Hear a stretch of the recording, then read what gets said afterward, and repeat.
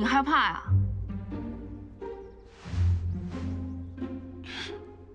这就是大郎说的人生的高度。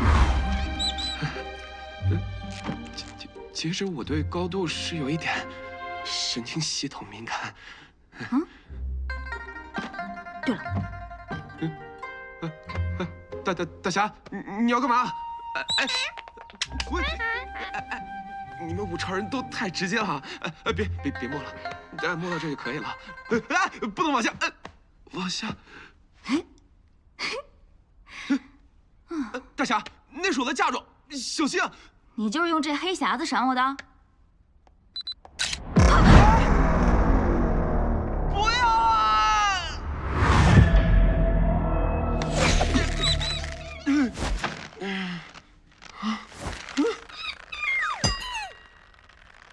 够拼的，传家宝吧？传家宝谈不上，可撵就换。